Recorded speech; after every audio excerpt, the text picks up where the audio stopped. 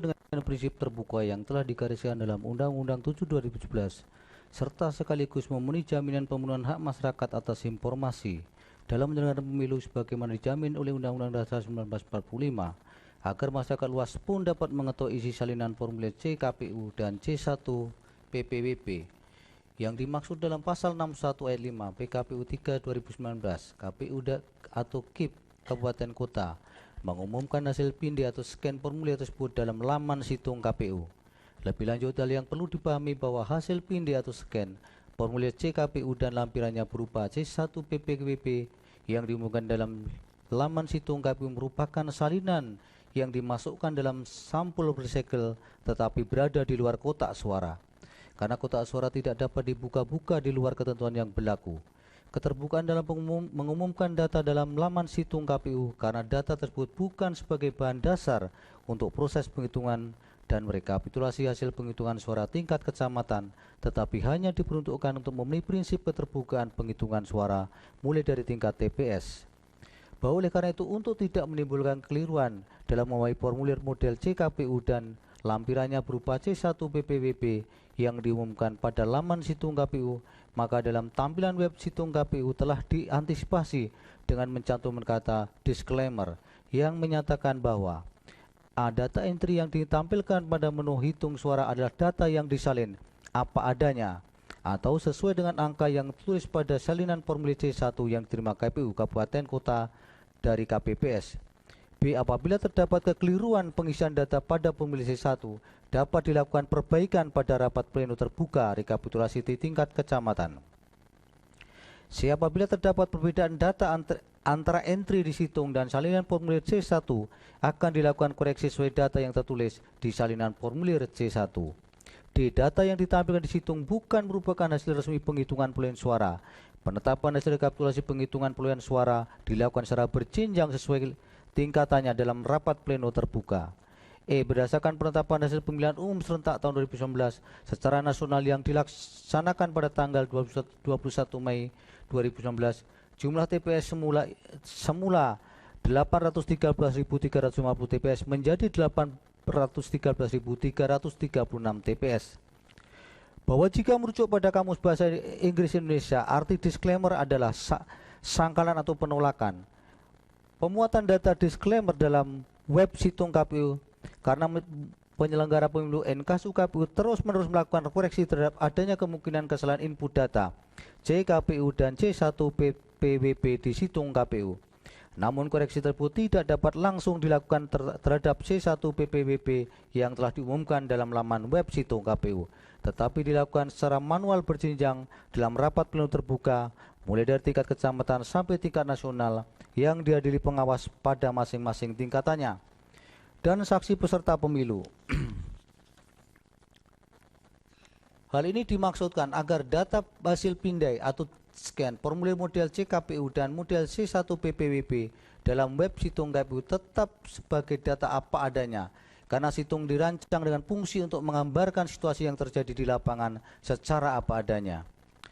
Bahwa terkait dengan hal di atas, jika terjadi kekeliruan atau kesalahan input data dalam situng, hal tersebut bukan karena adanya kesalahan pada sistem situng, akan tetapi kekeliruan tersebut lazimnya terkait dengan pengisian formulir model C1 PPWP yang diisi oleh petugas KPPS.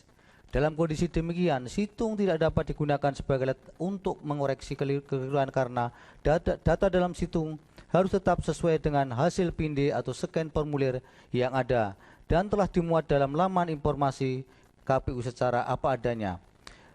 Apa adanya data dimaksud.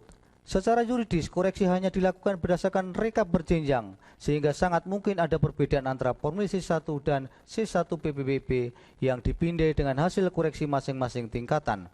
Dengan demikian, penyajian data C1 PPWP dan dalam situng dimaksud agar masyarakat dapat mengawasi setiap proses perolehan suara sejak dari tingkat KPPS dan membandingkan hasil di tingkat KPPS dengan hasil rekapitulasi yang dilakukan secara berjenjang.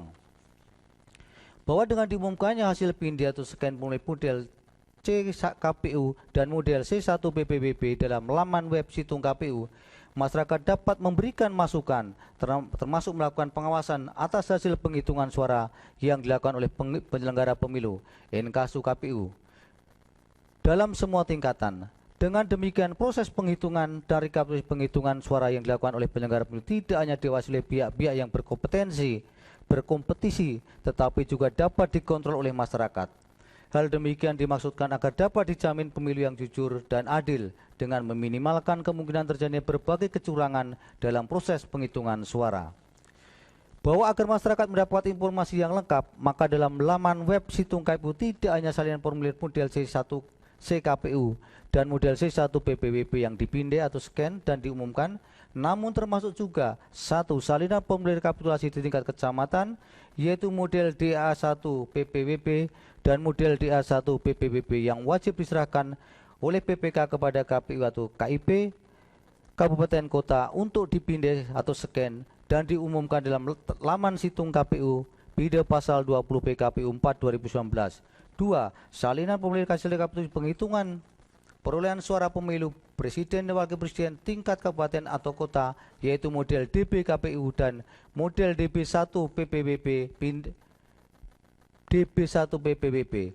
Pindai atau scan atas dokumen tersebut pun dilakukan pada hari yang sama setelah rekapitulasi hasil penghitungan perolehan suara selesai. Selanjutnya, KPU atau KIP Kabupaten Kota mengumumkan rekapitulasi hasil penghitungan perolehan suara pemilu presiden dan wakil presiden tingkat kabupaten dan kota di tempat yang mudah diakses oleh masyarakat dan atau laman KPU. Bida pasal 49 PKPU 4 2019. 3. Salinan formulir model DA KPU LN dan model DA1 PPWP PPLN rekapitulasi hasil penghitungan perolehan suara untuk pemilu presiden dan wakil presiden di luar negeri. Pindai atau scan dokumen tersebut pun dilakukan pada hari yang sama setelah rekapitulasi hasil penghitungan perolehan suara selesai. Bida pasal 34 PKPU 4 2019. Bahwa setelah selesai rekapitulasi di tingkat kabupaten kota secara berjenjang pula KPU provinsi atau KIP provinsi provinsi atau KIP melakukan pindai atau scan dokumen untuk diumumkan. Dokumen dimaksud adalah formulir model DC KPU dan formulir model DC PPWP di PPWP. Pindai scan atas dokumen tersebut pun dilakukan pada hari yang sama setelah rekapitulasi hasil penghitungan perolehan suara selesai. KPU Provinsi KIP mengumumkan rekapitulasi hasil penghitungan perolehan suara di tingkat provinsi di tempat yang mudah diakses oleh masyarakat dan atau laman web situng. Dalam Bida pasal 85 PKPU 4 2019. Bahwa setelah mendapatkan hasil rekapitulasi tingkat provinsi, KPU segera melakukan pindai atau scan dokumen rekapitulasi hasil penghitungan perolehan suara di tingkat nasional melalui web situng untuk diumumkan, yaitu formulir model DD KPU dan formulir model DD1 PPWP serta keputusan KPU tingkat terkait penetapan hasil pemilu presiden dan wakil presiden. Pindai atau scan dokumen rekapitulasi dilakukan pada hari yang sama setelah rekapitulasi hasil penghitungan perolehan suara selesai. KPU mengumumkan rekapitulasi hasil penghitungan perolehan suara di tingkat nasional pada tempat yang mudah diakses oleh masyarakat, media massa dan atau laman KPU. Bida pasal 80 PKPU 4 2019. Bahwa pada prinsipnya data dalam laman web situng KPU yang dapat diakses publik termasuk pemohon adalah data situng dalam bentuk laman web http pemilu 2019 pkpu.go.id. Data ini dapat diakses dengan mudah oleh masyarakat untuk membuat sistem mirror virtualisasi sehingga rentan dengan risiko keamanan. Namun karena laman web tersebut adalah virtualisasi data situng, maka jika terjadi risiko terhadap situs tersebut dalam waktu yang tidak terlalu lama, database dari server situng KPU yang ada di intranet akan menyalin kembali ke database situs web situng. Database web situng secara periodik diperbarui, maka jika ada yang menggugah data dan terjadi keterlambatan muncul di laman web situng karena proses pembaruan sedang berlangsung. Bahwa bertolak dari pertimbangan di atas, penting bagi Mahkamah menegaskan bahwa tujuan dibuatnya laman web situng ini adalah sebagai alat bantu yang berbasis teknologi informasi untuk mendukung akuntabilitas kinerja dalam pelaksanaan tahapan pemungutan, penghitungan, rekapitulasi, serta penetapan hasil penghitungan suara pemilu 2019, atau dengan kata lain, sebagai sarana keterbukaan publik dalam mengawal suara pemilih, sehingga data yang diperoleh dalam laman web situng ini bukan merupakan sumber data rekapitulasi berjenjang yang menjadi dasar penghitungan dan penetapan perolehan suara pada tingkat nasional. Terkait dengan C1 yang diunduh dalam laman KPU, putusan Mahkamah Konstitusi nomor 01 garis datar 01 garis datar 16 garis miring PHPU garis datar DPR garis datar DPRD garis miring 12 Romawi garis miring 2015 Provinsi Jawa Timur bertanggal 30 Juni 2015 dalam 3.18 menyatakan menimbang bahwa setelah Mahkamah mencermati dengan seksama bukti-bukti berupa surat diajukan pemohon, Mahkamah perlu mempertimbangkan mengenai alat bukti berupa formulir C1 yang diunduh pemohon dari laman KPU. Menurut Mahkamah, formulir C1 dalam lampirannya yang diunduh dari laman KPU adalah data formulir hasil scan oleh KPU dari formulir C1 yang bukan merupakan data final. Dalam hal terdapat ketidaksesuaian antara data dalam formulir C1 yang dikeluarkan KPPS yang diunggah pada laman KPU dengan fakta yang sebenarnya, yaitu formulir C1 plano atau penghitungan suara ulang di TPS yang bersangkutan dan telah dikoreksi pada tingkat PPS, PPK atau KPU, maka formulir C1 tersebut menjadi tidak valid. Bahwa pemasukan atau entry data situng dapat saja mengalami kesalahan sehingga jumlah data pemilih bisa bertambah atau berkurang. Kesalahan ini bisa terjadi karena adanya penulisan dalam C1 PPWP yang keliru atau salah. Sementara itu, operator situng di KPU Kabupaten Kota hanya bertugas memasukkan data dalam formulir apa adanya tanpa boleh mengubah apapun.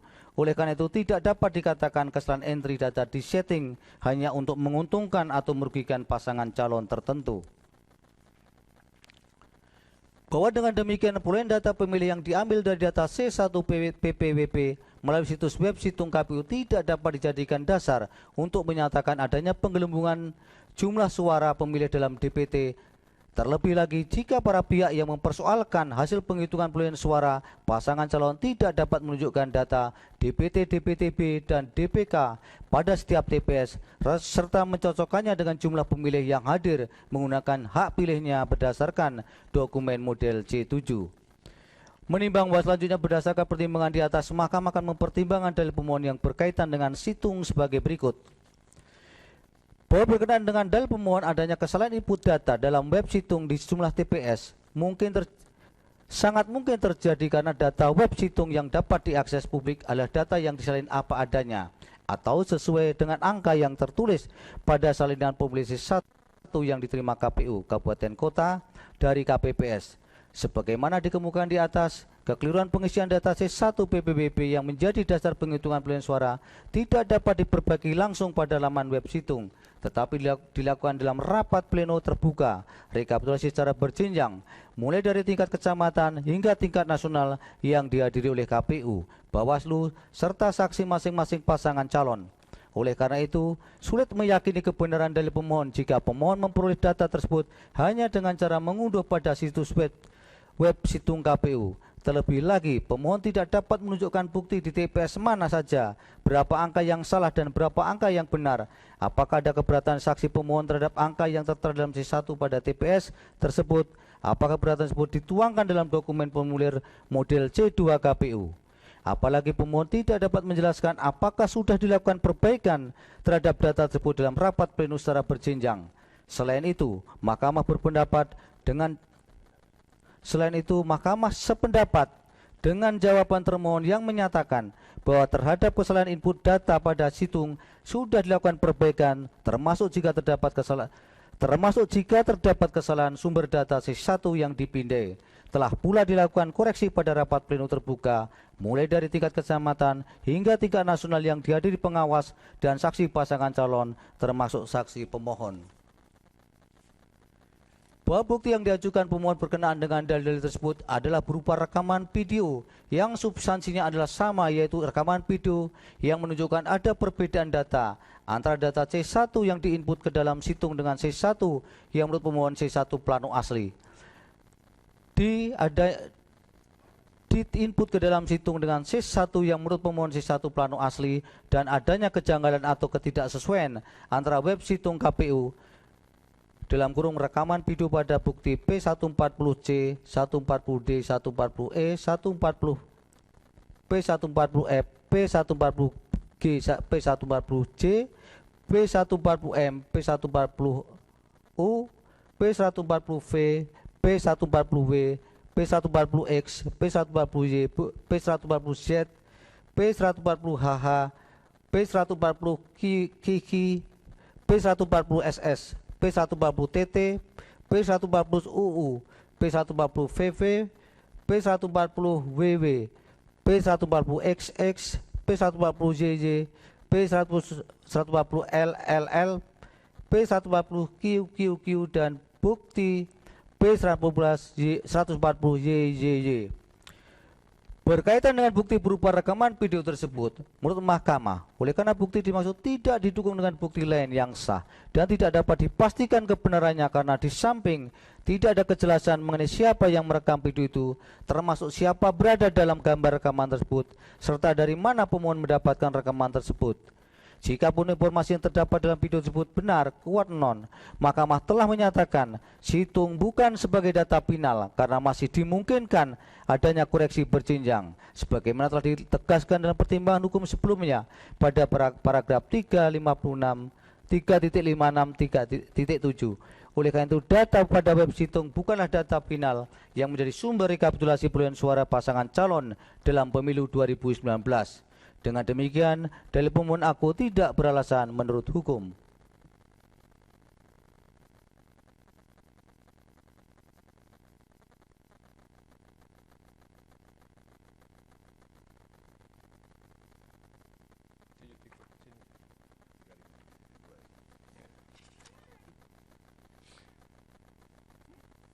Bahwa selanjutnya berkaitan dengan dalil pemohon mengenai adanya TPS siluman di seluruh Indonesia setelah membandingkan dengan jumlah TPS yang disahkan oleh pemohon dengan data jumlah TPS pada web situng KPU.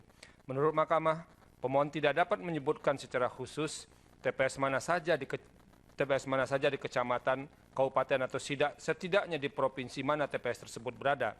Oleh karena itu, dalil yang demikian dipandang sebagai dalil yang tidak jelas. Terlebih lagi, bukti pemohon yang berkaitan dengan dalil tersebut berupa persandingan jumlah TPS dari ketetapan KPU dengan hasil screenshot web situng KPU tanpa didukung bukti lain yang dapat menguatkan atau membuktikan bahwa terjadi penggelembungan suara di satu pihak terkait sebagaimana didalilkan. Dengan demikian, dalil pemohon akuo tidak beralasan menurut hukum. Bahwa berkenaan dengan dalil pemohon mengenai ditemukan 37.324 TPS baru, di mana dalil tersebut didasarkan pada temuan di situng yang menurut pemohon terdapat TPS yang semula DPT-nya berjumlah 0, namun kemudian berisi angka-angka yang setelah dijumlahkan didapatkan angka 8.319.073. Menurut mahkamah, selain dalil tersebut tidak lengkap karena tidak secara khusus menunjuk TPS mana yang dimaksud, pemohon juga tidak mengaitkan dalil dengan bukti tertentu, namun hanya dinyatakan berdasarkan web situng KPU. Dengan demikian, dalil pemohon akuo tidak beralasan menurut hukum. Bahwa berkaitan dengan dalil pemohon yang meragukan keamanan situng KPU, mahkamah telah menegaskan pada pertimbangan sebelumnya, dikarenakan situng KPU tidak dijadikan sebagai dasar penghitungan hasil perolehan suara yang ditetapkan oleh termohon, maka terlepas dari benar atau tidaknya argumentasi pemohon mengenai keamanan situng KPU, hal tersebut tidak serta-merta berkaitan dengan penetapan hasil rekapitulasi perolehan suara Pilpres 2019. Pemohon tidak dapat mengaitkan dan membuktikan dengan bukti yang meyakinkan mahkamah bahwa keamanan situng atau sistem IT lain dari KPU dapat mengubah atau setidaknya mempengaruhi hasil rekapitulasi berjenjang perolehan suara sebagai dasar penghitungan suara sah. Terlebih lagi, dalil pemohon akuo merujuk pada bukti yang dalam daftar bukti tertanda bukti P148, bukti P149, dan bukti P150 yang ternyata secara fisik bukti tidak pernah diserahkan ke mahkamah, sehingga dalam pengesahan alat bukti, bukti tersebut dikecualikan atau termasuk yang tidak disahkan. Bahwa pertimbangan hukum mahkamah tersebut di atas relevan untuk mempertimbangkan dalil pemohon berkenaan dengan adanya indikasi situng digunakan sebagai alat pembenar terhadap rekapitulasi manual berjenjang, serta adanya jeda data masuk dan muncul di situng. Andaipun sistem keamanan situng bermasalah, quote non, web situng tidak dapat digunakan sebagai dasar rekapitulasi berjenjang untuk menentukan hasil akhir perolehan suara pasangan calon presiden Pilpres 2019. Dengan demikian, dalil pemohon akuo tidak beralasan menurut hukum. Bahwa berkenaan dengan dalil pemohon ihwal banyaknya kesalahan input data pada web situng KPU yang mengakibatkan terjadinya ketidaksesuaian data pada situng dengan data yang terdapat pada C1 di 34 provinsi di seluruh Indonesia. Menurut Mahkamah, dalil tersebut telah dipertimbangkan pada paragraf 3.57.1 di atas. Terlebih lagi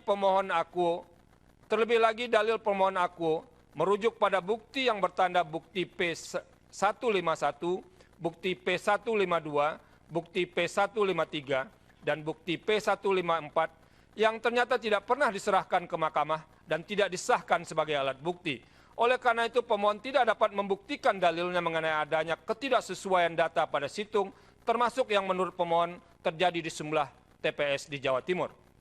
Menurut mahkamah, tidak terdapat cukup bukti yang meyakinkan perihal terjadinya berbagai kesalahan, termasuk kesalahan input data pada web situng KPU dengan data yang terdapat pada C1 di 34 provinsi, serta kesalahan pemindaian atau scan C1, yang dapat berpengaruh pada perolehan suara pemohon maupun perolehan suara pihak terkait yang telah ditetapkan termohon.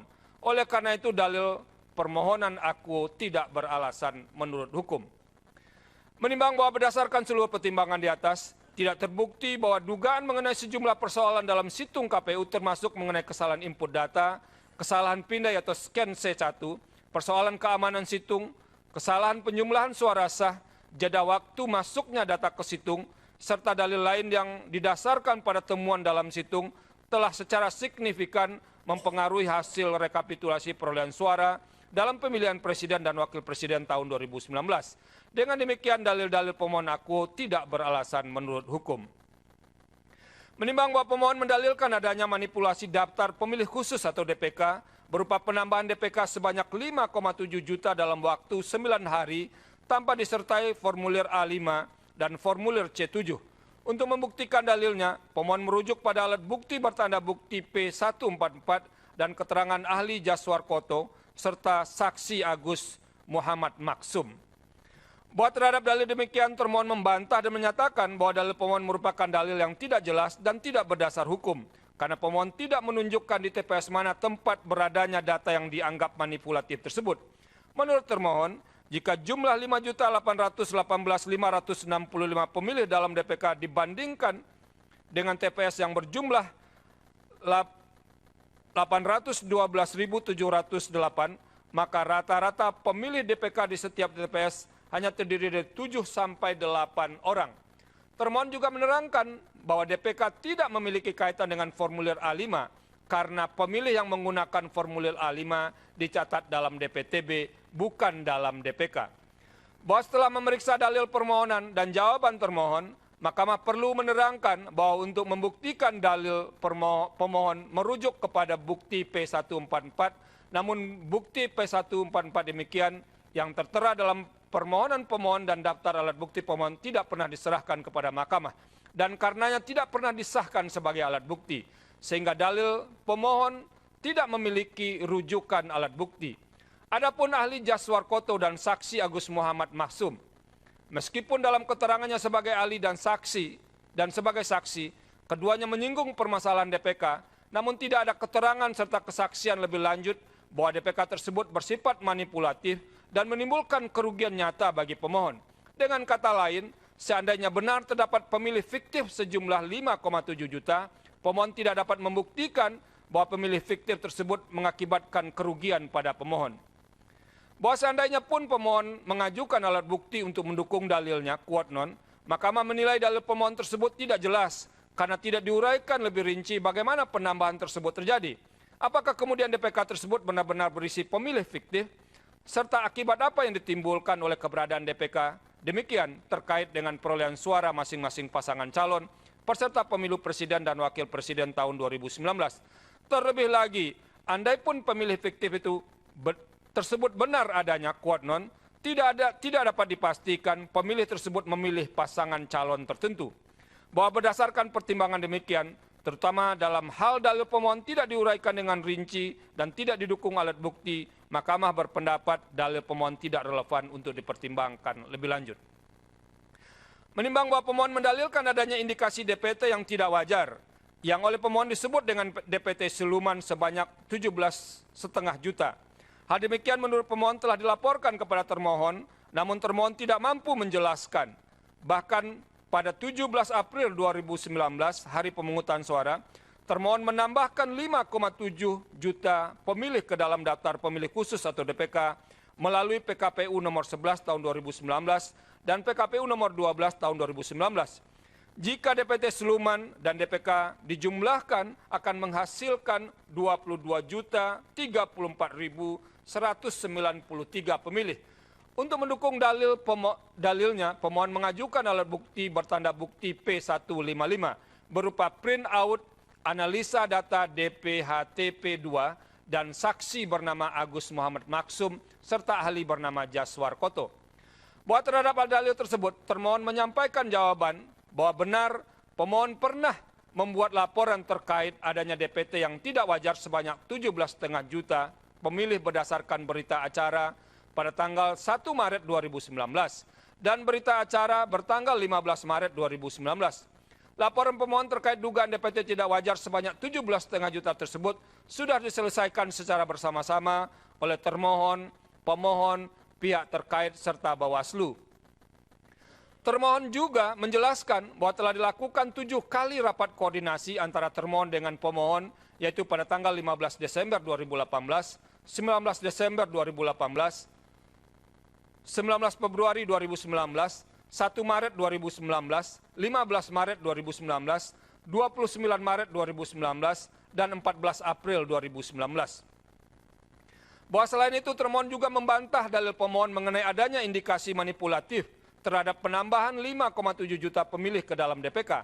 DPK dimaksudkan untuk melindungi hak pemilih warga negara yang memenuhi syarat memilih tetapi belum tercatat dalam DPT ataupun DPTB.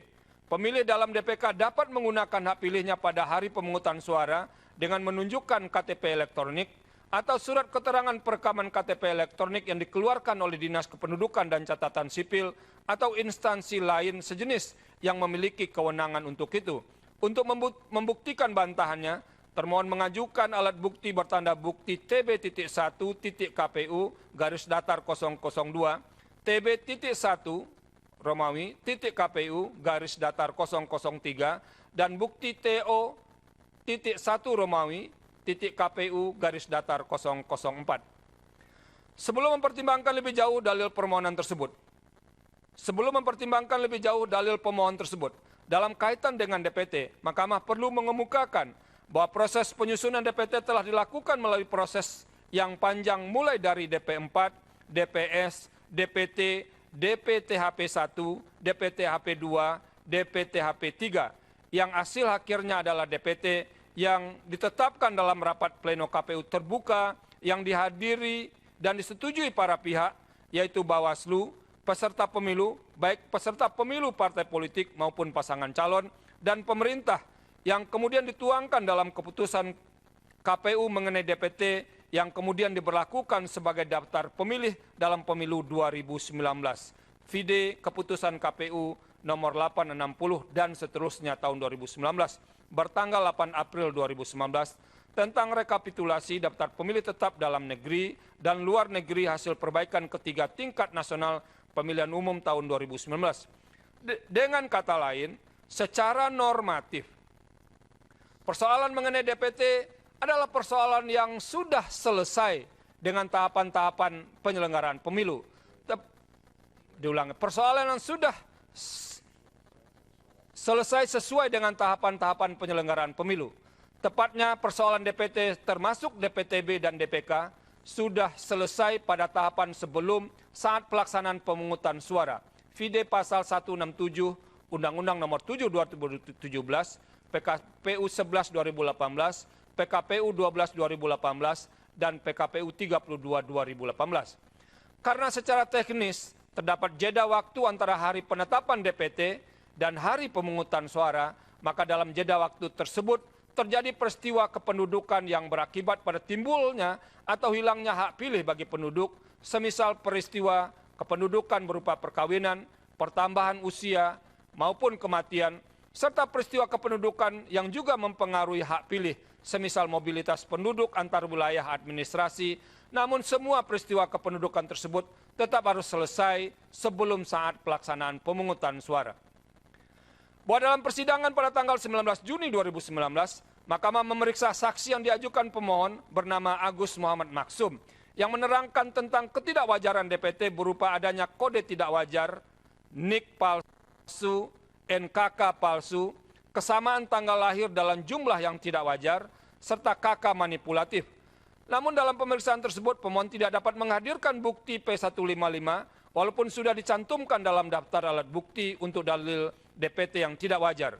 Bukti P155 baru diserahkan secara fisik oleh pemohon pada hari Rabu 19 Juni 2019 pukul 10.14 WIB, masih dalam tenggat waktu maksimum pukul 12 WIB yang diberikan oleh Mahkamah kepada pemohon pada awal sidang pada tanggal 19 Juni 2019. Oleh karena itu, Mahkamah berpendapat bukti dimaksud adalah sah dan akan dipertimbangkan oleh Mahkamah. Bahwa mengenai permasalahan DPT, ketika nama seorang masuk atau terdaftar dalam DPT, maka yang bersangkutan memiliki hak untuk menjadi pemilih dalam pemungutan suara. Secara konsepsional, hak diartikan sebagai suatu kewenangan yang menurut hukum untuk melakukan atau tidak melakukan sesuatu. Hal demikian berbeda dengan konsep kewajiban yang diartikan sebagai tugas menurut hukum.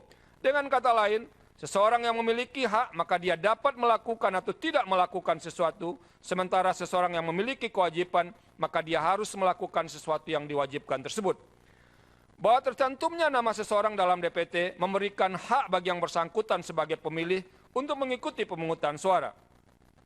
Persoalan apakah hak dimaksud digunakan atau tidak, hal itu sepenuhnya berada di tangan pemilik hak tersebut, in casu orang yang namanya tercantum dalam DPT. Mengikuti pemungutan suara dalam arti menggunakan hak pilih adalah hak dan bukan kewajiban. Seandainya pun diposisikan sebagai sebuah kewajiban, mengikuti pemungutan suara bukanlah kewajiban hukum, melainkan kewajiban moral warga negara sebagai bagian dari partisipasi dalam pemerintahan. Bahwa berdasarkan uraian di atas, tidak terhindarkan timbulnya kemungkinan bahwa jumlah pemilih yang menggunakan hak pilih tidak akan sama dengan jumlah pemilih yang tercatat dalam DPT, sehingga selalu terdapat kemungkinan seorang tidak menggunakan hak pilihnya, atau kemungkinan bahwa seorang menggunakan hak pilihnya untuk memilih dalam pemilihan presiden, namun tidak menggunakan hak pilihnya untuk pemilihan legislatif atau sebaliknya. Bahwa mengenai dalil pemohon yang menyatakan terdapat 17,5 juta pemilih tidak wajar dalam DPT dan 15,7 juta pemilih dalam DPK, pemohon mengajukan bukti 155. Setelah Mahkamah mencermati dalil pemohon, Mahkamah menemukan bahwa penjumlahan pemilih tidak wajar dalam DPT dengan pemilih dalam DPK menghasilkan jumlah 23,2 juta pemilih dan bukan 22,34.193 pemilih sebagaimana didalilkan pemohon. Vide permohonan angka 220 dalam halaman 133. Adapun mengenai bukti P155 setelah diperiksa, Mahkamah tidak menemukan bukti yang menunjukkan bahwa 17,5 juta orang tersebut adalah pemilih yang terdaftar dalam DPT karena pemohon tidak menunjukkan di TPS mana mereka terdaftar. Bahwa selanjutnya terdapat bukti P155 tersebut, terlepas dari penilaian bagaimana perolehannya, setelah diperiksa oleh Mahkamah adalah hasil analisis dari Agus Muhammad Maksum terhadap DPT PHP 2 tanggal 15 Desember 2018, yang kemudian hasil tersebut oleh Agus Muhammad Maksum diserahkan kepada KPU pada tanggal 1 Maret 2019. Dalam dokumen serah terima dinyatakan bahwa tanggal 1 Maret 2019 di kantor KPU telah diserahkan dugaan adanya data ganda, data invalid, dan dugaan manipulasi di Provinsi Jawa Timur, Provinsi Jawa Tengah, Provinsi Banten, Provinsi DKI Jakarta, dan Provinsi Jawa Barat. Kesalahan-kesalahan dalam DPT HP 2 tersebut diakui oleh termohon dan terdapat tahap perbaikan dalam daftar pemilih dalam bentuk DPT HP 3 sebagaimana telah dipertimbangkan Mahkamah di atas.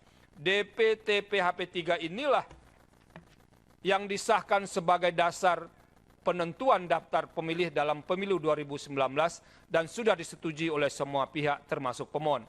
bahwa seandainya pun dalil pemohon mengenai 22.034.193 pemilih siluman benar adanya, kuat non, pemohon tidak dapat menghadirkan alat bukti lain yang dapat menunjukkan dan memberikan keyakinan kepada mahkamah bahwa 22.034.193 pemilih tersebut telah menggunakan hak pilihnya dan mengakibatkan kerugian bagi pemohon. Artinya pemohon tidak dapat membuktikan bukan hanya apakah yang disebut sebagai pemilih siluman menggunakan hak pilihnya atau tidak, tetapi juga tidak dapat membuktikan pemilih siluman tersebut jika menggunakan hak pilihnya, kuat non. Mereka memilih siapa? Dengan demikian mempersoalkan kembali DPT menjadi tidak relevan lagi. Bahwa berdasarkan seluruh pertimbangan demikian, Mahkamah berpendapat dalil pemohon tidak beralasan menurut hukum.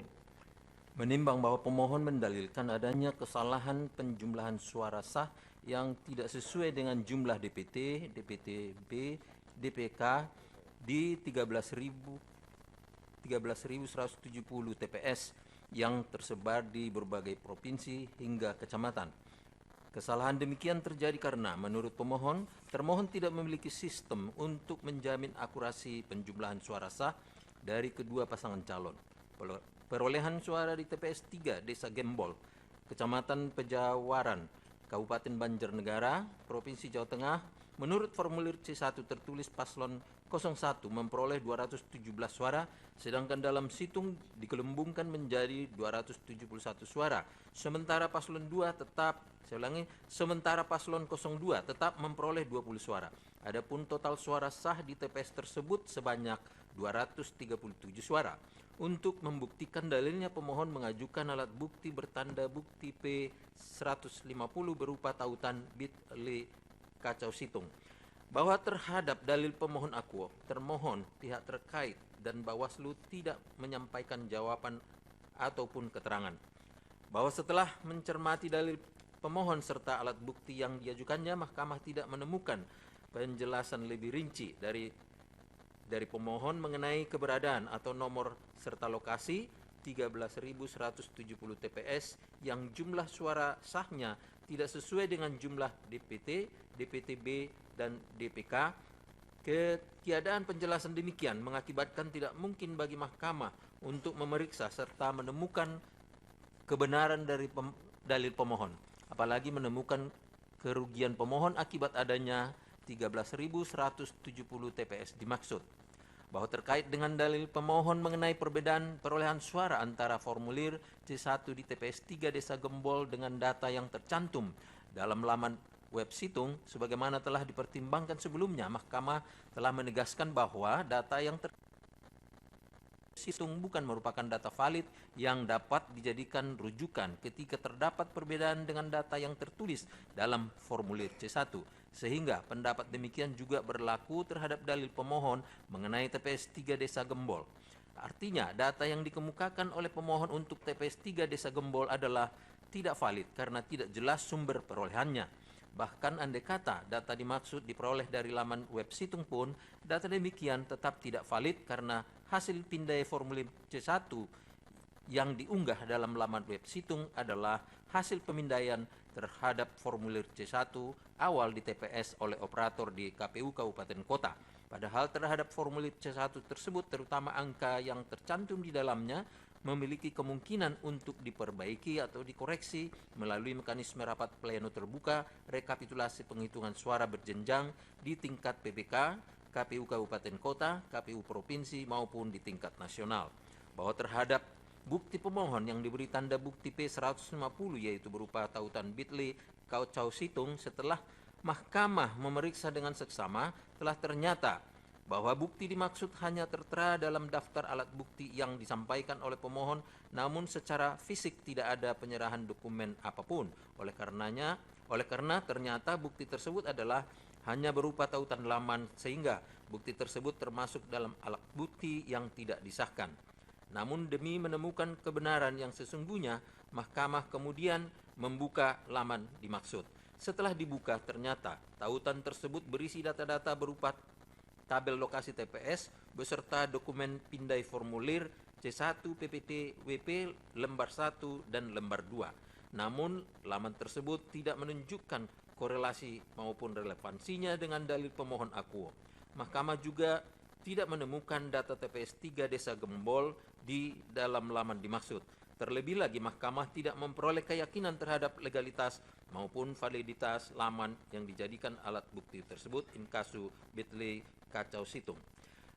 Bahwa berdasarkan pertimbangan hukum di atas, Mahkamah berpendapat dalil pemohon tidak beralasan menurut hukum. Menimbang bahwa pemohon mendalilkan adanya indikasi kecurangan berupa pemilih di bawah umur, data ganda, NIK Kecamatan Siluman, dan rekayasa NIK yang berpotensi penggelembungan suara. Bahwa terhadap dalil demikian, termohon dan pihak terkait tidak menyampaikan jawaban dan atau keterangan. Adapun Bawaslu pada pokoknya menerangkan telah melakukan pengawasan terhadap pemutakhiran data pemilih di 34 provinsi yang pengawasan tersebut dilakukan oleh Bawaslu Provinsi. Untuk membuktikan keterangannya, Bawaslu mengajukan alat bukti bertanda bukti PK 179 sampai dengan bukti PK 200 berupa dokumen terkait pemutakhiran data pemilih di 22 wilayah provinsi, yaitu Provinsi Aceh, Provinsi Daerah Istimewa Yogyakarta, Provinsi Sumatera Utara, Provinsi Nusa Tenggara Barat, Provinsi Sulawesi Utara, Provinsi Sulawesi Tenggara, Provinsi Gorontalo, Provinsi Sulawesi Barat, Provinsi Papua, Provinsi Bangka Belitung, Provinsi Papua Barat, Provinsi Sumatera Selatan, Provinsi Sulawesi Tengah, Provinsi Bali, Provinsi Kepulauan Riau, Provinsi Kalimantan Tengah, Provinsi Maluku Utara, Provinsi Bengkulu, Provinsi Lampung, Provinsi Kalimantan Selatan, Provinsi Kalimantan Timur, dan Provinsi Jambi.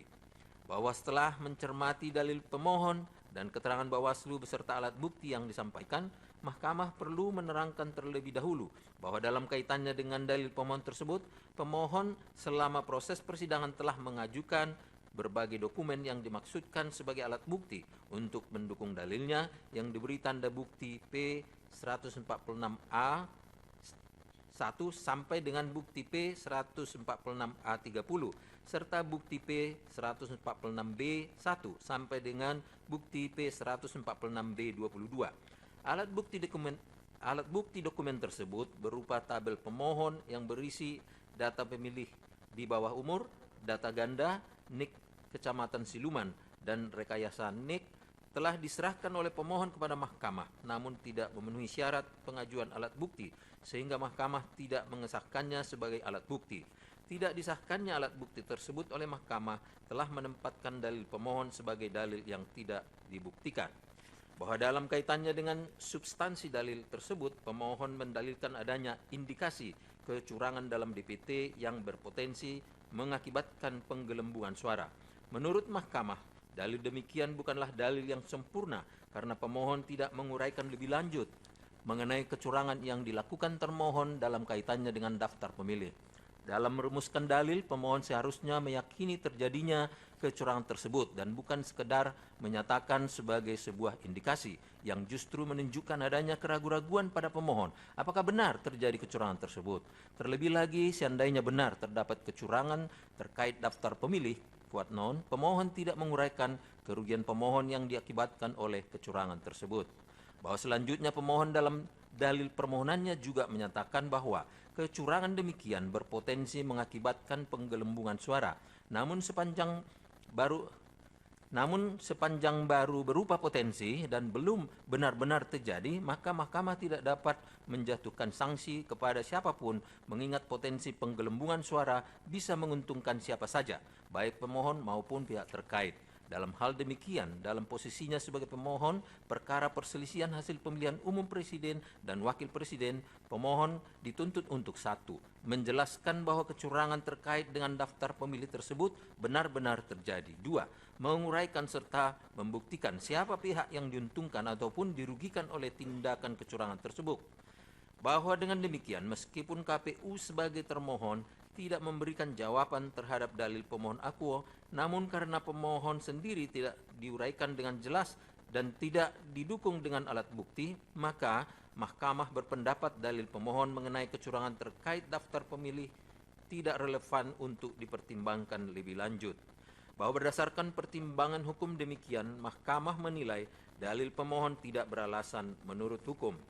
Menimbang bahwa pemohon mendalilkan adanya indikasi penggelembungan suara yang ditemukan berdasarkan analisa atas jumlah suara tidak sah yang sangat besar jika dibandingkan jumlah suara tidak sah antara pemilu DPD dengan pemilu presiden. Salah satu indikasi penggelembungan suara pemilu presiden dan wakil presiden adalah adanya keanehan pada variasi persentase suara tidak sah yang sangat jauh rentang perbedaannya, yaitu antara angka 4,8% hingga yang tertinggi 36,1%. Menurut pemohon, salah satu mekanisme untuk mengonfirmasi fakta dimaksud adalah dengan cara membandingkan DPT sesuai penetapan yang sah dari termohon, seluruh jumlah TPS, suara sah dan tidak sah, serta rekapitulasi seluruh daftar hadir. Menurut pemohon, hal tersebut hanya dapat dibuktikan apabila Mahkamah memerintahkan termohon membandingkan data tersebut untuk seluruh TPS di seluruh provinsi di Pulau Jawa, provinsi di Pulau Sumatera, provinsi di Pulau Kalimantan, provinsi Bali, provinsi NTB, provinsi Sulawesi Selatan, provinsi Sulawesi Tenggara, provinsi Papua, dan provinsi Papua Barat. Tidak hanya terbatas dengan merekap seluruh daftar hadir atau formulir C7. Menurut pemohon, terjadi kecurangan pemilu yang mengakibatkan penggelembungan dan pencurian suara dengan jumlahnya berkisar antara 16.769.369 suara sampai dengan 30.462.162 suara. Bahwa terhadap dalil pemohon akuo, termohon menyampaikan jawaban yang pada pokoknya menolak dalil-dalil pemohon mengenai indikasi adanya penggelembungan suara karena tidak jelas dan tidak berdasar serta tanpa didukung fakta dan bukti. Pemohon juga tidak mampu menguraikan sama sekali bagaimana termohon melakukan penggelembungan suara tersebut.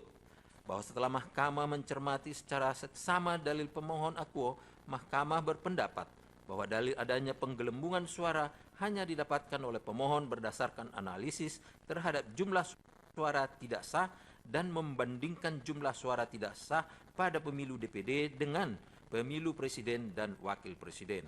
Menurut Mahkamah, analisis yang dilakukan oleh pemohon tidak didukung dengan bukti yang cukup dan hanya asumsi belaka. Oleh karenanya, menurut Mahkamah, dalil pemohon akuo tidak beralasan menurut hukum. Menimbang bahwa pemohon mendalilkan dana kampanye paslon 01 adalah absurd dan melanggar hukum karena 1. Kejanggalan sumbangan pribadi calon presiden paslon 01 Joko Widodo yang melebihi jumlah laporan harta kekayaan penyelenggara negara atau LHKPN yang bersangkutan dalam jangka 13 hari.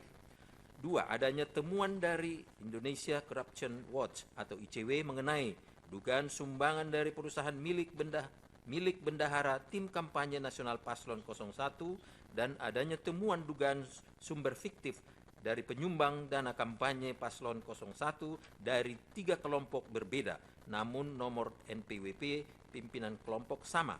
Menurut pemohon, hal tersebut untuk memecah sumbangan agar tidak melebihi batas dana kampanye dari kelompok sebesar 25 miliar rupiah. Bahwa untuk membuktikan dalilnya, pemohon mengajukan alat bukti surat tulisan yang diberi tanda bukti P10B dan bukti P10C. Bahwa terhadap dalil pemohon tersebut, termohon mengemukakan jawabannya yang pada pokoknya sebagai berikut. 1. Bahwa termohon telah menugaskan Kantor Akuntan Publik atau KAP Anton Silalahi untuk mengaudit laporan dana kampanye paslon 01. 2. Bahwa dalam laporannya KAP Anton Silalahi melakukan pengujian 100% terhadap keseluruhan transaksi penerimaan sumbangan untuk memastikan kesesuaian terhadap batasan maksimum sumbangan yang diperbolehkan sesuai klasifikasi penyumbang. Berdasarkan penghitungan jumlah sumbangan untuk setiap penyumbang secara akumulatif yang dilakukan dengan cara shorting untuk setiap klasifikasi penyumbang, tidak terdapat sumbangan yang melebihi batasan maksimum, sehingga KAP berkesimpulan laporan dana kampanye paslon 01 dinilai patuh. 3. Bahwa dalam rangka pembuatan laporannya, KAP Anton Silalahi telah mengkonfirmasi laporan penerimaan sumbangan dana kampanye atau LPSDK paslon 01 Insinyur H. Joko Widodo dan Profesor Dr. KH Makrum Amin termasuk atas sumbangan dari perkumpulan golfer TRG dan perkumpulan golfer TBIG dengan hasil telah memenuhi semua kriteria, yakni telah memenuhi kelengkapan sumber dan klasifikasi identitas penyumbang, pencatatan penerimaan sumbangan, batasan kesesuaian sumbangan, dan sumbangan yang dilarang. Bahwa untuk membuktikan jawabannya, termohon mengajukan alat bukti surat atau tulisan yang diberi tanda bukti TC Romawi 1 KPU garis mendatar 005 sampai dengan bukti TC Romawi 1 KPU garis mendatar 008. Bahwa pihak terkait menerangkan yang isinya membantah dalil pemohon tersebut, pihak terkait menerangkan: 1. Bahwa penerimaan dan pengeluaran dana kampanye pasangan calon nomor urut 01 telah dilaporkan dan diaudit oleh Kap Anton Silalahi dengan hasil tidak ada sumbangan fiktif seperti yang didalilkan pemohon. 2. Bahwa baik calon presiden maupun wakil presiden tidak memberikan sumbangan dana kampanye dalam kapasitas pribadi seperti yang dimaksud pemohon. Bahwa untuk membuktikan keterangannya, pihak terkait mengajukan alat bukti surat atau tulisan yang diberi tanda bukti PT 25 dan bukti PT 26.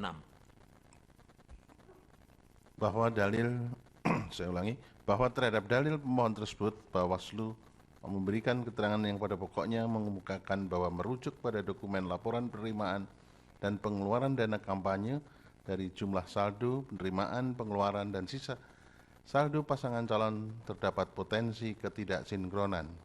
Ketidaksinkronan tercermin dari jumlah saldo di pasangan calon dengan memperhatikan jumlah penerimaan dan pengeluaran. Angka yang tertera dalam LPPDK tersebut perlu menjadi perhatian bagi kantor akuntan publik. Bahwa untuk membuktikan keterangannya, Bawaslu mengajukan alat bukti tulisan yang diberi tanda bukti PK 137 dan PK 140. Bahwa terhadap persoalan dana kampanye paslon 01 di atas, Mahkamah mempertimbangkan sebagai berikut. 1. Bahwa paslon 01 sebagaimana bukti P10B sama dengan P bukti PT 25 sama dengan bukti T TC 1 KPU 007 sama dengan bukti PK 138 telah melaporkan laporan dana kampanye yang diterima dan digunakan dari tanggal 23 September 2018 sampai dengan tanggal 25 April 2019 oleh paslon 01. 2. Bahwa laporan dana kampanye paslon 01 yang kemudian diaudit oleh Kap Anton Silalahi dengan simpulan sebagaimana tercantum dalam laporan asuran independen bahwa laporan dana kampanye paslon 1 telah sesuai dengan kriteria yang berlaku sebagaimana diatur dalam peraturan dana kampanye VD bukti TC 1 KPU 007 dan bukti TC 1 KPU 008 sama dengan bukti PT 25. 3. Bahwa terhadap penerimaan dan pengeluaran dana kampanye paslon 01 menempatkannya pada rekening khusus dengan nama TKN Joko Ma'ruf Amin VD bukti TC 1 KPU 007 sama dengan bukti PT 26. 4. Bahwa selain itu terkait dengan dana kampanye Mahkamah dalam pertimbangan putusan Mahkamah Konstitusi nomor 71 garis miring PUU 16 Romawi tahun 2018 pada tanggal 21 Mei 2019 khususnya paragraf 3.11.1 dan paragraf 3.11.2 menyatakan sebagai berikut. Kedua paragraf tersebut dianggap telah dibacakan.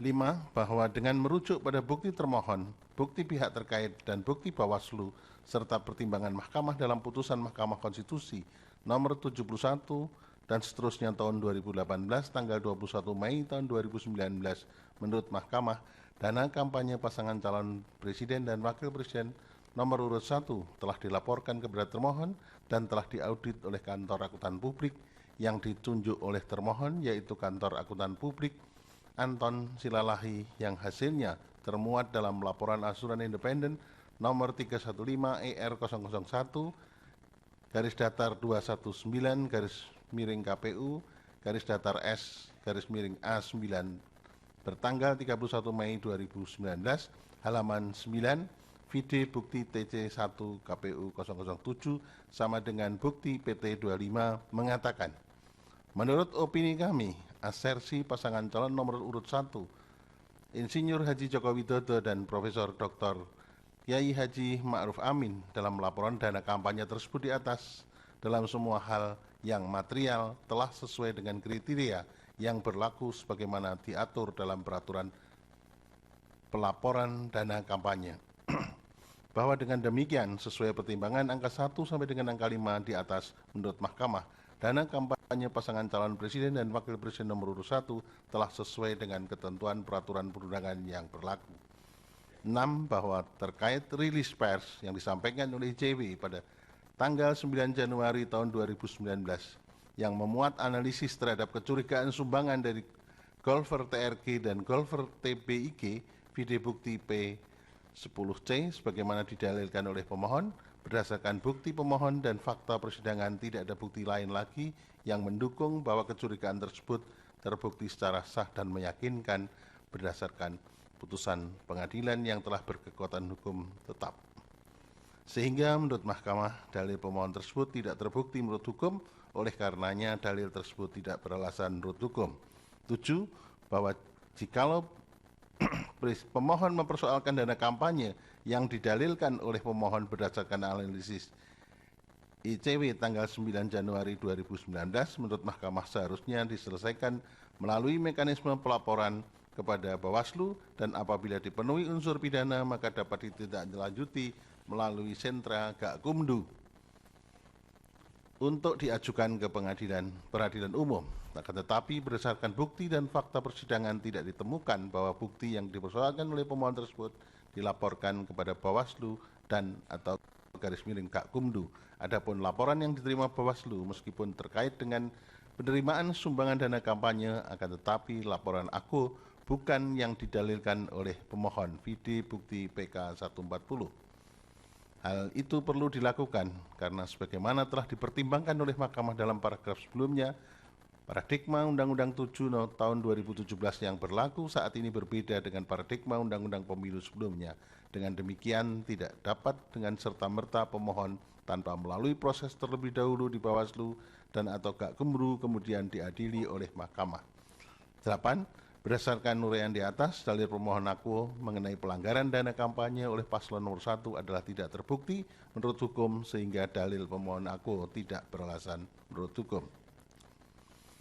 Menimbang bahwa pemohon mendalilkan calon wakil presiden paslon 01 tidak mengundurkan diri dari jabatannya sebagai pejabat usaha milik negara atau BUMN, padahal menurut pasal 227 huruf P Undang-Undang Nomor 7 2017 yang mengatur tentang syarat calon presiden dan calon wakil presiden harus ada surat pernyataan pengunduran diri dari karyawan atau pejabat BUMN ketika ditetapkan sebagai pasangan calon peserta pemilu.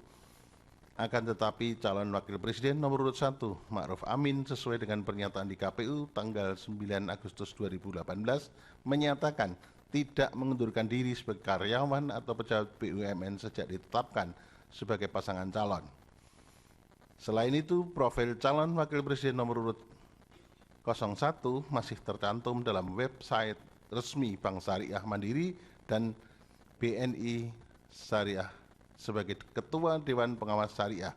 Berdasarkan dalil tersebut, pemohon memohon agar Mahkamah membatalkan atau mendiskualifikasi pasangan calon nomor urut 1 Haji Insinyur Widodo dan Profesor Dr. Kiai Haji Ma'ruf Amin MA sebagai peserta pemilihan umum presiden dan wakil presiden tahun 2019.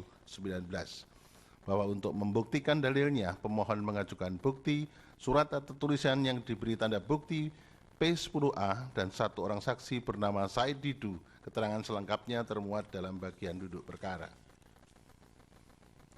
Bahwa atas dalil tersebut pemohon bahwa atas dalil pemohon tersebut termohon membantah yang pada pokoknya sebagai berikut. 1. Bahwa Bank BNI Syariah dan Bank Syariah Mandiri bukan BUMN karena kedua bank tersebut tidak mendapat penyertaan langsung dari kekayaan negara yang dipisahkan pasal 1 angka 1 Undang-Undang Nomor 19 tahun 2003 tentang BUMN. 2. Bahwa Dewan Syariah termasuk kategori pihak yang memberikan jasa kepada bank syariah, seperti halnya konsultan hukum. Dengan demikian, Dewan Syariah tidak dapat digolongkan sebagai karyawan atau pejabat perbankan, melainkan suatu entitas tersendiri yang pengangkatan dan tugasnya bersifat khusus. Bahwa untuk membuktikan jawabannya, termohon mengajukan alat bukti, surat atau tulisan yang diberi tanda bukti TA1 KPU 001 dan bukti TA1 KPU 002 serta keterangan tertulis dari ahli yang bernama Dr. Wiryawan Chandra SH MHum. Keterangan selengkapnya termuat dalam bagian duduk perkara. Bahwa pihak terkait membantah dalil tersebut yang pada pokoknya sebagai berikut. 1. Penyelesaian masalah terhadap persyaratan calon bukanlah menjadi wewenang Mahkamah Konstitusi untuk memutuskannya. Faktanya tidak pernah ada aduan ke Bawaslu. 2. BNI Syariah dan Bank Syariah Mandiri bukan BUMN karena tidak ada satupun modal kedua bank tersebut dimiliki oleh negara melalui suatu penyertaan langsung. 3. Calon Wakil Presiden nomor urut 1 bukan karyawan dan atau pejabat BUMN karena posisi Dewan Syariah atau DPS adalah hasil rekomendasi Dewan Syariah Nasional Majelis Ulama Indonesia. Oleh karenanya, DPS bertanggung jawab kepada Dewan Syariah Nasional Majelis Ulama. Dengan demikian, DPS merupakan perangkat dari Dewan Syariah Nasional Majelis Ulama Indonesia. Bahwa untuk membuktikan keterangannya, pihak terkait mengajukan alat bukti, surat atau tulisan yang diberi tanda bukti PT1, PT2, PT20, PT21, PT22, PT23, PT24 dan tidak mengajukan saksi ataupun ahli. Bahwa terhadap dalil tersebut, Bawaslu memberikan keterangan yang pada pokoknya tidak terdapat temuan dan atau laporan mengenai dugaan pelanggaran pemilu yang ditangani dan atau ditindaklanjuti oleh Bawaslu berkenaan dengan laporan pencalonan. Berkenaan dengan syarat calon dengan status karyawan BUMN, Bawaslu telah menerima, memeriksa dan mengadili sengketa proses pemilu lewat keberatan Partai Gerindra terhadap keputusan KPU yang menyatakan bakal calon DPR Dapil 6 Jawa Barat tidak ditetapkan dalam DCT anggota DPR RI Pemilu tahun 2019 atas nama Mirah Sumirat SE. Dengan status tidak memenuhi syarat karena dianggap sebagai pegawai BUMN. Mirah Sumirat tidak menyerahkan surat pengunduran diri sebagai karyawan dari anak perusahaan BUMN PT JLJ. Terhadap persoalan tersebut, Bawaslu dalam putusannya nomor 033/PS dan seterusnya tahun 2018 menyatakan bahwa bakal calon DPR Dapil 6 Jawa Barat atas nama Mirah Sumirat SE memenuhi syarat sebagai calon anggota DPR RI Dapil 6 Partai Gerindra. Bawaslu menilai Mirah Sumirat bukan karyawan perusahaan BUMN melainkan karyawan anak perusahaan BUMN. Bukti PK 136.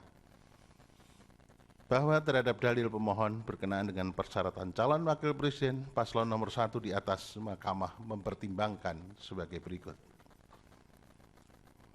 1.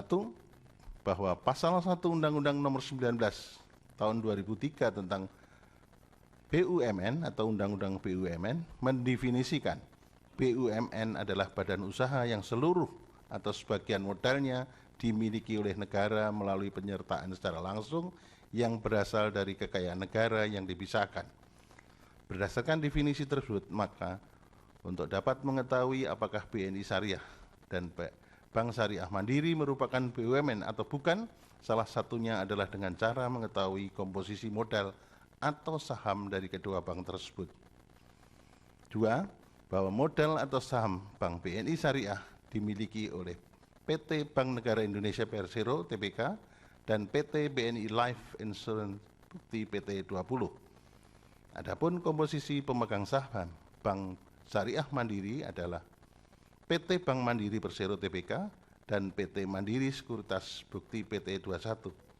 Dengan demikian, oleh karena tidak ada modal atau saham dari negara yang bersifat langsung yang jumlahnya sebagian besar dimiliki oleh negara, maka kedua bank tersebut tidak dapat didefinisikan sebagai BUMN, melainkan berstatus sebagai anak perusahaan BUMN karena didirikan melalui penyertaan saham yang dimiliki oleh BUMN, atau dengan kata lain, modal atau saham kedua bank tersebut sebagian besar dimiliki oleh BUMN. 3, bahwa selanjutnya dalam Undang-Undang BUMN juga terdapat pembagian kategori perusahaan, yaitu perusahaan persero dan perusahaan umum yang masing-masing memiliki organ perusahaan yang berbeda. Perusahaan persero memiliki organ yang terdiri dari RUPS atau RUPS, direksi, dan komisaris, vide pasal 13 Undang-Undang BUMN. Sementara perusahaan umum memiliki organ yang terdiri dari menteri, direksi, dan dewan pengawasan. Saya ulangi, dewan pengawas, vide pasal 37 Undang-Undang BUMN. Mengacu pada organ dimaksud, maka Dewan Pengawas Syariah atau DPS tidak dikenal dalam perusahaan persero. 4, bahwa Bank BNI Syariah dan Bank Syariah Mandiri merupakan badan usaha yang berbentuk persero. Oleh karenanya dalam organ perusahaan tidak dikenal Dewan Pengawas, sebagaimana ditentukan pasal 13 Undang-Undang BUMN. Dengan demikian, dalam kerangka berpikir Undang-Undang BUMN, Dewan Pengawas yang berada dalam struktur persero tidak dapat dikategorikan sebagai organ perusahaan. Berbeda halnya apabila kedua bank tersebut berbentuk perum, maka Dewan Pengawas merupakan organ perusahaan. 5, bahwa Undang-Undang Nomor 21 Tahun 2008 tentang Perbankan Syariah atau Undang-Undang Perbankan Syariah yang dalam salah satu ketentuannya menentukan bagi perseroan yang menjalankan kegiatan usaha berdasarkan prinsip syariah wajib mempunyai DPS yang diangkat oleh RUPS atas rekomendasi Majelis Ulama Indonesia yang bertugas memberi nasihat dan saran kepada direksi serta mengawasi kegiatan perseroan agar sesuai dengan prinsip-prinsip syariah sebagaimana ditentukan dalam pasal 32 ayat 3 Undang-Undang Perbankan Syariah yang menyatakan Dewan Pengawas Syariah sebagaimana dimaksud ayat 1 bertugas memberi nasihat dan saran kepada direksi serta mengawasi kegiatan bank agar sesuai dengan prinsip syariah. 6, bahwa pertanyaan berikutnya di mana posisi Dewan Pengawas Syariah menurut Undang-Undang Perbankan Syariah. Bab 1 tentang ketentuan umum pasal 1 angka 15 huruf A dan huruf B menyatakan pihak terafiliasi adalah A. Komisaris, direksi atau kuasanya, pejabat dan karyawan bank syariah atau bank umum konvensional yang memiliki UUS, unit usaha syariah. B. Pihak yang memberi jasa kepada bank syariah atau UUS, antara lain Dewan Pengawas Syariah, akuntan publik, penilai, dan konsultan hukum. Merujuk pada ketentuan pasal 1 angka 15 tersebut, maka secara ekspresif verbis jelas bahwa Dewan Pengawas Syariah merupakan lembaga yang memberi jasa kepada bank syariah seperti halnya akuntan publik, penilai, dan konsultan hukum, di mana Dewan Pengawas Syariah yang berada di luar pengelompokan direksi, komisaris, dan karyawan bank syariah atau bank umum konvensional yang memiliki UUS atau unit usaha syariah. Silakan Yang Mulia diteruskan. 7. Bahwa dengan demikian merujuk pada ketentuan pasal 1 angka 15 huruf A dan huruf B serta pasal 32 ayat 3 Undang-Undang Perbankan Syariah, maka Dewan Pengawas Syariah meski merupakan organ yang terafiliasi dengan bank syariah yang memberikan jasanya kepada bank syariah, akan tetapi ditempatkan berbeda dengan komisaris atau direksi yang merupakan organ perusahaan. Oleh karenanya, Dewan Pengawas Syariah tidak dapat dikatakan sebagai bagian dari organ bank syariah. Dengan demikian, DPS bukan bagian dari karyawan, apalagi pejabat bank syariah, inkasu, Bank Syariah Mandiri, dan Bank BNI Syariah. Oleh karena Bank Syariah bukan BUMN, maka tidak ada keterkaitan antara kedudukan DPS dengan pejabat BUMN. Sehingga dalam hal ini tidak relevan mempersoalkan syarat pengunduran diri Profesor Dr. Honoris Causa Kiai Haji Ma'ruf Amin MA dari jabatan DPS sebagai syarat menjadi calon wakil presiden. 8. Bahwa dengan argumentasi hukum di atas, Bank BNI Syariah dan Bank Syariah Mandiri bukan merupakan BUMN, melainkan anak perusahaan BUMN yang merupakan bank syariah, dan ketika berbicara usaha syariah, maka menurut Undang-Undang Perbankan Syariah wajib dibentuk Dewan Pengawas Syariah sebagaimana ditentukan dalam pasal 32 ayat 1 dan ayat 2 Undang-Undang Perbankan Syariah yang menyatakan bahwa DPS wajib dibentuk di bank syariah dan bank umum konvensional yang memiliki unit usaha syariah. Bahwa merujuk ketentuan pasal 32 ayat 1 Undang-Undang Perbankan Syariah, maka setiap bank syariah wajib membentuk Dewan Pengawas Syariah, namun pembentukan Dewan Pengawas Syariah tersebut bukan organ perusahaan, melainkan salah satu pihak terafiliasi yang memberikan jasanya kepada bank syariah seperti halnya akuntan publik, penilai, dan konsultan hukum. Oleh karena itu, dengan argumentasi hukum demikian, maka jelas bahwa Dewan Pengawas Syariah tidak termasuk dalam kategori pejabat badan usaha milik negara. 9. Bahwa terkait dengan keterangan saksi pemohon bernama Said Didu yang memberikan keterangan di bawah sumpah pada persidangan tanggal 19 Juni 2019 berkait dengan pejabat dalam memberikan laporan harta kekayaan pejabat negara LHKPN kepada Komisi Pemberantasan Tindak Pidana Korupsi yang prakteknya menurut saksi termasuk pejabat BUMN, namun menurut saksi nomenklatur atau sebutan pejabat BUMN tidak dikenal dalam Undang-Undang BUMN tetapi terdapat dalam Undang-Undang Tipikor dan Undang-Undang 7 2017. Oleh karena itu, terhadap keterangan saksi pemohon bernama Said Didu, Mahkamah berpendapat bahwa pejabat BUMN dalam Undang-Undang Tipikor berkait dengan laporan harta kekayaan pejabat negara. Adapun terkait dengan Undang-Undang BUMN, sebagaimana pertimbangan hukum mahkamah di atas, organ dalam perusahaan persero adalah Rapat Umum Pemegang Saham, RUPS, Direksi dan Komisaris. PD Pasal 13 Undang-Undang BUMN. Apalagi, saksi bernama Said Didu di dalam keterangannya juga mengakui bahwa tidak terdapat sebutan atau nomenklatur pejabat BUMN dalam Undang-Undang BUMN.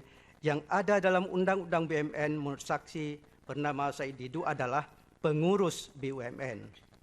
Guna meyakinkan mahkamah terhadap keterangan saksi pemohon bernama Said Didu terkait dengan sebutan pejabat BUMN, setelah mahkamah membaca dengan saksama Undang-Undang BUMN adalah benar tidak terdapat sebutan atau nomenklatur pengurus BUMN. Yang ada dalam Undang-Undang BUMN adalah organ perusahaan persero yang terdiri dari RUPS, Direksi, dan Komisaris. PD Pasal 13 Undang-Undang BUMN.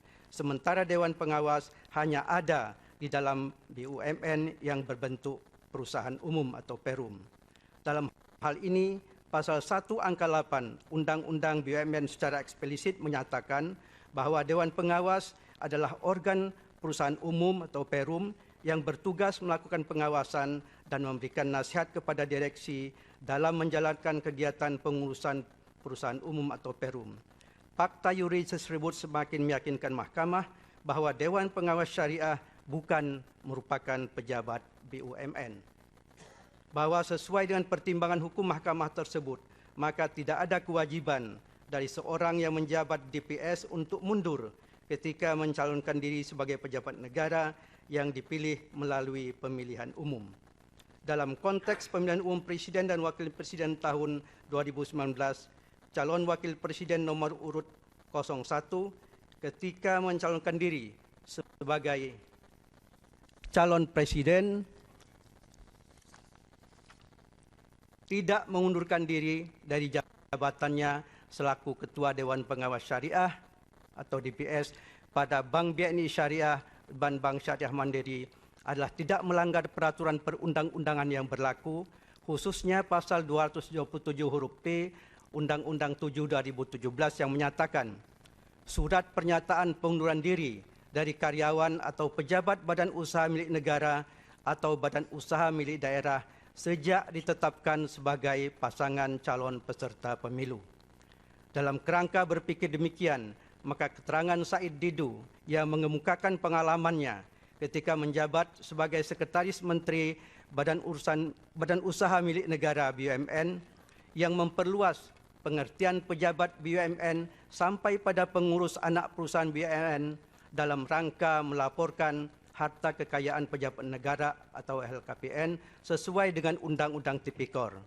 Praktek demikian tidak dapat digunakan untuk mengkategorikan organ di perusahaan anak perusahaan BUMN sebagai pejabat BUMN karena hanya terkait dengan laporan LHKPN yang dalam perkembangannya juga diserahkan kepada masing-masing instansi untuk menetapkan jabatan-jabatan yang rawan korupsi, kolusi, dan nepotisme atau KKN yang diwajibkan untuk menyampaikan LHKPN. Misalnya, praktek di Mahkamah Konstitusi terkait dengan LHKPN tidak hanya diberlakukan kepada Hakim Konstitusi, tetapi seluruh pegawai aparatur sipil negara yang bekerja di Mahkamah Konstitusi. 11.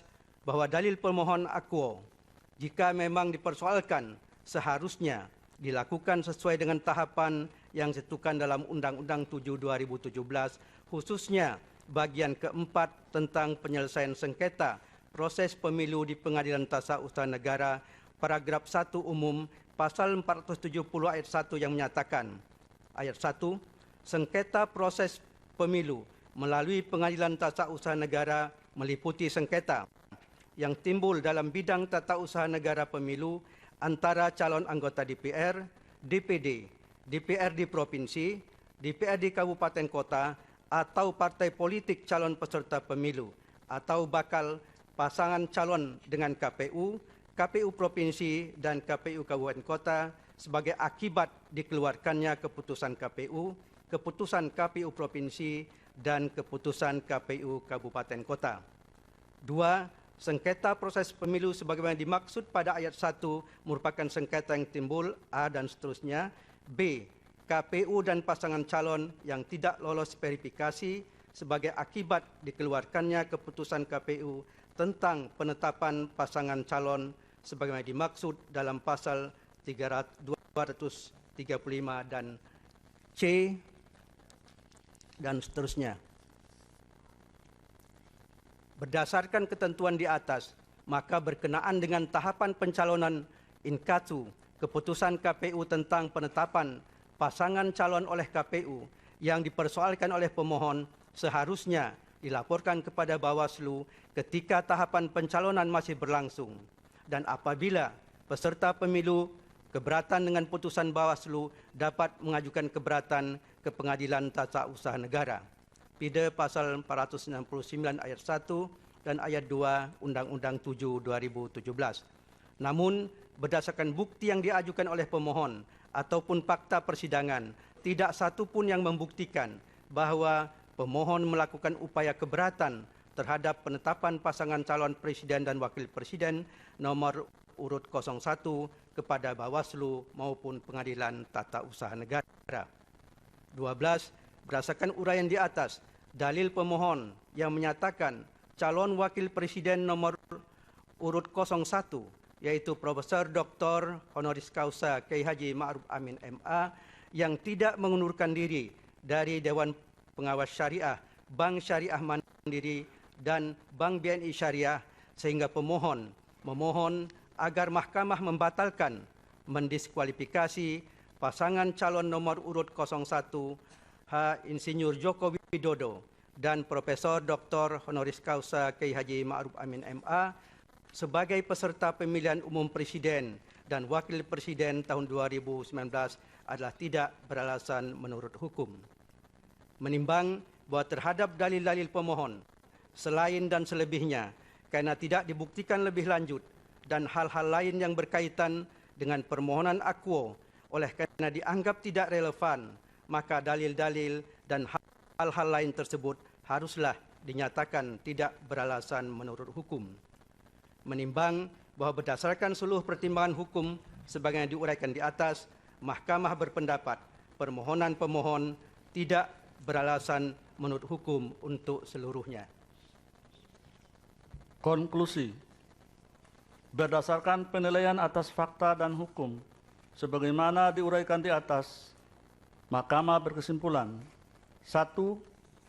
Mahkamah berwenang mengadili permohonan akuo. 2. Pemohon memiliki kedudukan hukum untuk mengajukan permohonan akuo. 3.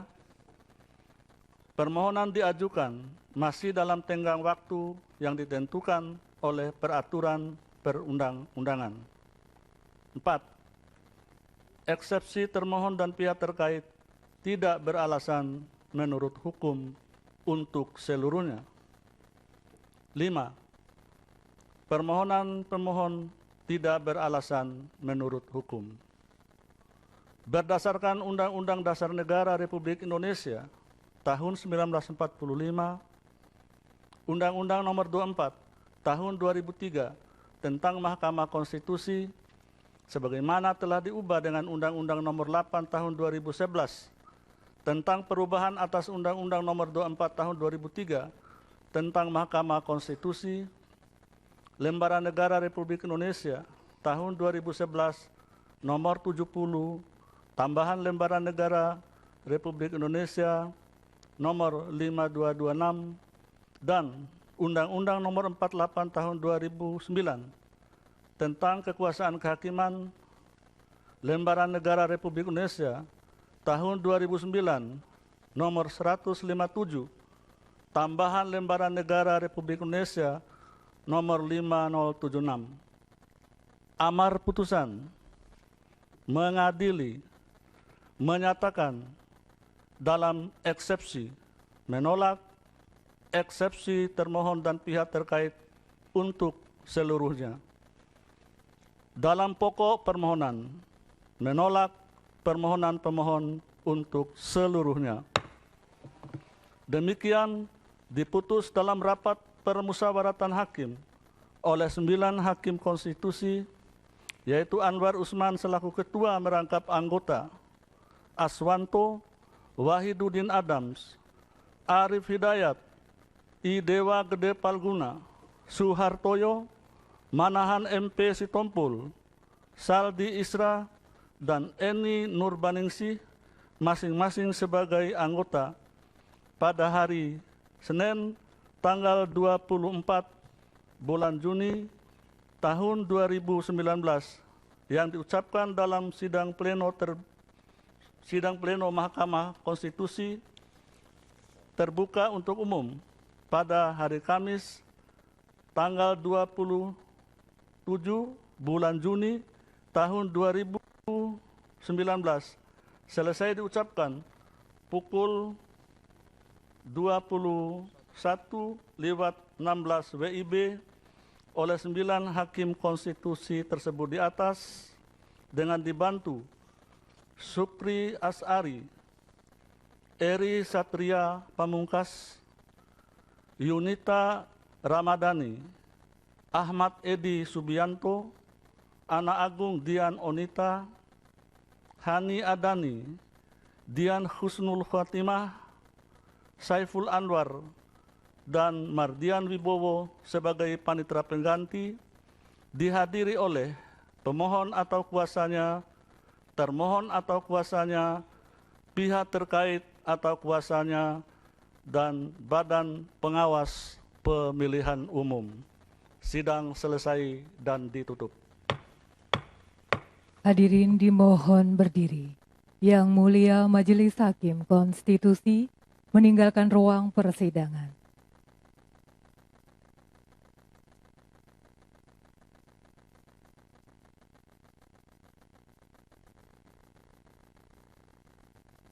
Hadirin disilahkan duduk kembali. Kami informasikan kepada pemohon dan atau kuasanya termohon dan atau kuasanya, pihak terkait dan atau kuasanya, serta Bawaslu untuk tidak meninggalkan ruang persidangan karena akan dilanjutkan dengan penyerahan salinan putusan dan penandatanganan berita acara penyerahan salinan putusan.